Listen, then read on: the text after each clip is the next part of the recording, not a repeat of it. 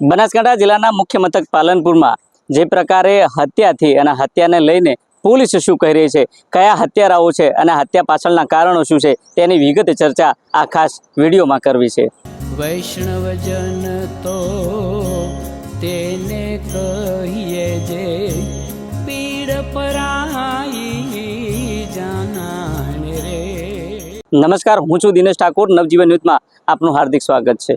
વાત બનાસકાંઠા જિલ્લાની છે। બનાસકાંઠા જિલ્લાના મુખ્ય મથક પાલનપુર શહેરના ચાણક્યપુરી વિસ્તારમાં રહેતા વસંતભાઈ આકેડીવાળા, આના વસંતભાઈ આકેડીવાળાની જે ધર્મપત્ની છે શાંતિબેન વસંતભાઈ આકેડીવાળા, તેમની ધર્મપત્નીની જે હત્યા થઈ છે, આ હત્યા કોના દ્વારા કરવામાં આવી છે અને કેમ કરવામાં આવી છે તેની સમગ્ર ઘટનાની જો વાત કરવામાં આવે તો પાલનપુર તાલુકાના આકેડી ગામના વસંતભાઈ આકેડીવાળા, જેઓ વર્ષોથી પાલનપુર શહેરના જે ચાણક્યપુરી વિસ્તાર છે આ વિસ્તારમાં રહે છે અને જે તેમની જે ધર્મપત્ની છે શાંતિબેન, આ શાંતિબેને 1 વર્ષ અગાઉ તેમની જે બહેનપણી છે રેખા રાઠોડ, તેમને 79 તોલા સોના ચાંદીના દાગીના અને 2 લાખ રૂપિયા રોકડ રકમ આપી હતી। અને આ રકમ અને સોના ચાંદીના દાગીના આપવાનું કારણ એ હતું કે જે રેખા રાઠોડ છે, આ રેખા રાઠોડને પશુપાલનનો ધંધો કરવો હતો અને આ પશુપાલનના ધંધામાં જે પણ નફો થાય એ ભાગીદારીમાં થાય તે માટે આ રકમ અને દાગીના આપ્યા હતા। જોકે 1 વર્ષનો સમય વીત્યો,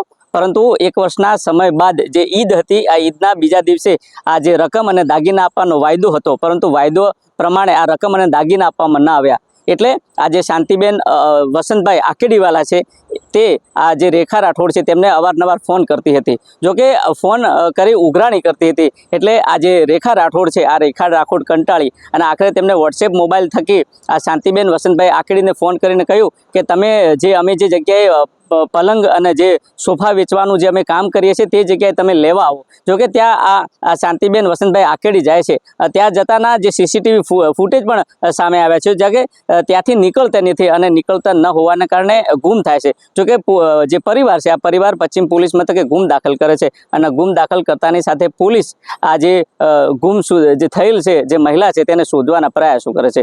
જોકે પ્રયાસો થકી પોલીસને એવી જાણ થાય છે કે આ જે હત્યા થઈ છે। જોકે જે પોલીસ છે, આ પોલીસ મથકે ગુનો નોંધાયો અને ગુનાના આધારે પોલીસ દ્વારા જે આરોપીઓ છે, આરોપીઓને પકડવાના ચક્રો ગતિમાન હાથ ધર્યા। જે પ્રકારે જે ગુમ મહિલા શાંતિબેન વસંતભાઈ આકેડી છે તેમને શોધવાના પ્રયાસો કર્યા, પોલીસે સીસીટીવી ફૂટેજ ખંગોળવાના પ્રયાસો હાથ ધર્યા અને આખરે તેમને ક્લ્યુ મળ્યો। જે વસંતભાઈ આકેડીવાળાને જે એક દીકરો છે, એમના દીકરાના થકી એવું જાણવા મળ્યું કે જે મારી મમ્મી છે, આ મમ્મી નાસ્તો લેવા ગઈ છે। એટલું જ નહીં, પરંતુ જે તેજા રાઠોડ છે તેમને મળવા ગઈ છે। જોકે જ્યાં તેજા રાઠોડ અને રેખા રાઠોડનો જે પલંગ વેચવાનો જે વ્યવસાય હતો, આ વ્યવસાયના આગળ એક્ટિવા જોવા મળી હતી અને આખરે જે મહિલા રેખા રાઠોડ છે તેની પોલીસ દ્વારા કડકાઈથી પૂછપરછ કરવામાં આવે છે। એટલું જ નહીં, પરંતુ જે રેખા રાઠોડ છે આ પોલીસની સાથે સાથે તેમને શોધવામાં પણ તેમની સાથે ફરે છે અને પોલીસને પણ ગેરમાર્ગે દોરે છે અને પોલીસ દ્વારા ઉલટ તપાસ શરૂ કરવામાં આવે છે અને આખરે જે રેખા રાઠોડ છે એ રેખા રાઠોડ કબૂલ કરે છે। રેખા રાઠોડ આ રૂપિયાની લેતી દેતી મામલે અને રૂપિયાના જે રોકડ રકમ છે તેના દાગીના છે તે પરત ના આપવા પડે તે માટે આજે શાંતિબેન વસંતભાઈ આકેડીવાળા છે તેમની હત્યા કરે છે। અને આ હત્યામાં જે તેજા રેખા રાઠોડ છે, રેખા રાઠોડ, તેજા રાઠોડ અને અન્ય બે શખ્સો છે, આ શખ્સો અગાઉથી ત્યાં આગળ હતા અને જ્યારે આ શાંતિબેન આકેડીવાળા ત્યાં પહોંચે અને પહોંચ્યા બાદ જે પ્રસાદી હતી, આ પ્રસાદીમાં માદક જે ગોળી હતી, આ ગોળી જે પ્રસાદી હતી આ પ્રસાદીમાં ભેળવી તેમને ખરવામાં આવે છે અને બેભાન કરવામાં આવે છે અને બેભાન થયા બાદ તેમને જે ગળે ટૂંપો આપી તેમની હત્યા કરવામાં આવે છે અને હત્યા કર્યા બાદ આ 4 શખ્સો દેલવાડા ગામ છે, આ દેલવાડા ગામના જે જાહેર માર્ગ છે, આ જાહેર માર્ગ ઉપર તેમને પેટ્રોલ છાંટી સળગાવવાનો પ્રયાસ કરે છે। પરંતુ ત્યાં આગળ લોકોની પહલ ચહલ હોવાથી ત્યાંથી જે પ્રકારે જે બળેલી લાશ હતી, આ બળેલી લાશના ટુકડા કરવામાં આવે છે અને ટુકડા કર્યા બાદ આખરે જે લાશના છે ટુકડા એ પ્લાસ્ટિકના કોથળામાં ભરી પાલનપુર નેશનલ હાઈવે ઉપર એક બંધ ગોડાઉન હતું, આ બંધ ગોડાઉનમાં નાખ્યું હતું। જોકે ત્યાં નાખ્યા બાદ જે પોલીસ હતી, પોલીસ પહોંચી હતી અને આખરે પોલીસે જે આરોપી છે, આરોપીને પકડવાના ચક્રો ગતિમાન હાથ ધર્યા છે। જોકે આ તમામ બાબતને લઈને શહેર ડિવિઝનના ડીવાયએસપી જે ગામિત શું કહી રહ્યા છે તે પણ તમે સાંભળો।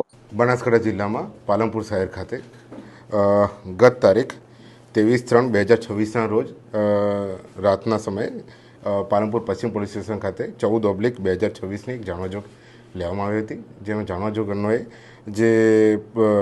જેની જાહેરાત આપી છે પૃથ્વીરાજ વસંતભાઈ આકેડવાલા, ઉંમર વર્ષ 23, તેમણે જણાવેલ હતું કે તેમની માતા જેઓ દૂધ લેવા જવાનું કહી અને દૂધ લઈને પરત આવેલ ન હોય તે બાબતે ગુમ જાણવાજોગ પાલનપુર પશ્ચિમ પોલીસ સ્ટેશનમાં નોંધવામાં આવી હતી.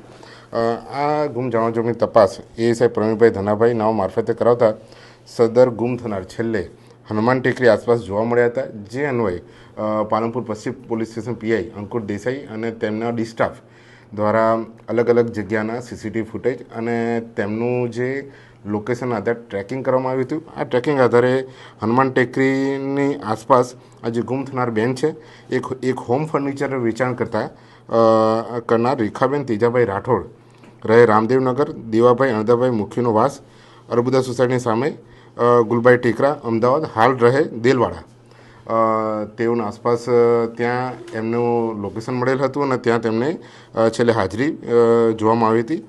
જે બાદ તેમણે જે હોમ ફર્નિચરનો જે એનો ઢાંચો જે બનાવેલો હતો ત્યાંથી તેઓ અંદર જે મરણ જનાર જે છે શાંતિબેન વસંતભાઈ આકડીવાલા તેઓ એમાંથી બહાર નીકળ્યા ન હતા. જે આધારે અમને ખૂબ શંકા ગઈ હતી અને ડી સ્ટાફ અને પાલનપુર પશ્ચિમ પીઆઈ અંકુર દેસાઈ દ્વારા તેની તલસ્પર્શી તપાસ કરવામાં આવી હતી, જેમાં દરેક મુવમેન્ટનું અમે ટ્રેકિંગ કર્યું હતું. આના આધારે જેને રેખાબેનને જે અત્યારે પોસ્ટે લાવીને પછી પ્રયુક્તિપૂર્વક અમે એની પૂછપરછ કરી હતી. જે બાબતે તેઓએ અમને જણાવેલ કે શાંતિબેન પાસેથી અવારનવાર ધંધા અર્થે અને પશુપાલન માટે રોકડ રકમ અને સોનું મેળવેલ હોય તથા જે સોનું અને રોકડ રકમ શાંતિબેન પરત માંગતા હોય, જેથી આ સોનું અને રોકડ રકમ પરત આપવી ન પડે તે હેતુથી તેમને શાંતિબેનને મારી નાખવાનું કાવતરું ઘડેલ અને પોતાના પતિ તેમજ અન્ય 2 ઈસમો સાથે આખું આ કાવતરું બનાવેલું અને કાવતરાના ભાગરૂપે અલગ અલગ જગ્યાએથી પેટ્રોલ લાવી ફર્નિચર વેચવાની જગ્યાએ મૂકી દીધેલ. તેમજ ત્યારબાદ શાંતિબેને પોતાના હોમ ફર્નિચર વેચવાની જગ્યાએ બોલાવી પ્રસાદના બહાને તેમને નશાકારક વસ્તુ ખવડાવી બેભાન કરેલ અને ત્યારબાદ પોતે બોલાવેલ 2 અન્ય ઈસમો મળી શાંતિબેને ક્લચના વાયર વડે ગળે ટૂંપો આપી મોત નિપજાવેલ હતું. ત્યારબાદ શાંતિબેનની લાશનો નિકાલ કરવા સારું શાંતિબેનની લાશને ધાબળામાં વીંટાળી એક પ્લાસ્ટિકના કટ્ટામાં ભરી છકડામાં ભરી દેલવાડા ગામ તરફ લઈ ગયેલા હતા. પરંતુ દેલવાડા ગામમાં તે સમયે માણસોની અવરજવર વધુ હોય દેલવાડા ખાતે ઉતરી ગયેલ અને પોતાના માણસોને આ શાંતિબેનની લાશને અગાઉથી નક્કી કરેલ અન્ય બીજી જગ્યા હતી ત્યાં સળગાવી મારવાનું કહેલ અને જેથી આ 2 માણસો શાંતિબેનની લાશને પાલનપુર ઇન્કમટેક્સ ઓફિસથી આગળ આવેલા ટાફે ટ્રેક્ટરના બંધ પડેલ શોરૂમના ભોંયરામાં લઈ જઈ પેટ્રોલ છાંટી સળગાવી દીધેલ હોવાનું જણાવેલ. જે અનુસંધાને ખાતરી તપાસ કરાવી એક અર્ધ પડેલી લાશ મળી આવતા શાંતિબેનના પતિ વસંતભાઈ આકડીવાલાને બોલાવી આ લાશની ઓળખ પ્રસ્થાપિત કરી અને ત્યારબાદ શાંતિબેનની લાશને ઓળખી બતાવતા પાલનપુર પશ્ચિમ પોલીસ સ્ટેશન ખાતે મર્ડર અન્વયે જે ભારતીય ન્યાય સંહિતાની 2023ની કલમ અનુસાર ફોજદારી ગુનો દાખલ કરીને આની તપાસ હાલમાં પાલનપુર પશ્ચિમ પોલીસ પીઆઈ અંકુર દેસાઈ કરી રહ્યા છે.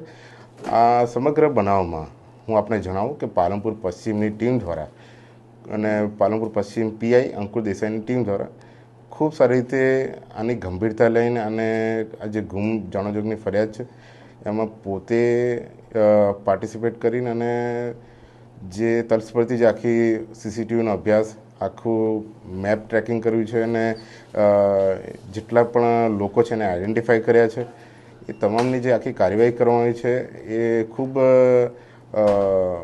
કાબિલે દાદ છે અને પાલનપુર પશ્ચિમ દ્વારા જે આ ખૂબ ટૂંકા સમયમાં આઈડેન્ટિફાઈ કરીને ડેડ બોડી આઈડેન્ટિફાઈ કરીને જે ફરિયાદ નોંધવાની જે કાર્યવાહી કરી છે એ એના આધારે અમે આરોપીઓને પકડી પાડવા માટે ચક્રો પણ ગતિમાન કર્યા છે અને શંકાસ્પદ આરોપીઓને રાઉન્ડ અપ પણ કરેલા છે. આભાર. તમે જો તે પ્રકારે ડીવાયએસપી જે ગામિતનું કહેવું છે કે જે રેખા રાઠોડ, તેજા રાઠોડ અને 2 અન્ય શખ્સો છે, આ 4 શખ્સો મળી આ જે રોકડ રકમ અને જે સોના ચાંદી દાગીનાની લેવડ દેવડને લઈને હત્યા કરવામાં આવી છે. જો કે એટલી હદે જે તે રેખા રાઠોડ છે, જે મહિલા છે, આ મહિલા પોલીસને પણ ગેરમાર્ગે દોરી હતી. જે પ્રકારે પોલીસ શોધખોળ કરતી હતી ત્યારે પોલીસની સાથે સાથે તે પણ શોધખોળ કરવામાં સામેલ હતી. એટલે ક્યાંક ને ક્યાંક પોલીસને ગેરમાર્ગે દોરવાનું પણ કામ કરતી હતી. જો કે પોલીસે શંકાના દાયરામાં આ જે આરોપીઓ છે આરોપીઓની પૂછપરછ હાથ ધરી છે. જોઈએ આવનાર સમયમાં આ આરોપીઓ સુધી પોલીસ ક્યારે પહોંચે છે અને કેવી કાર્યવાહી કરે છે તે તો આવનારો સમય બતાવશે. દિનેશ ઠાકોર, નવજીવન ન્યૂઝ, બનાસકાંઠા.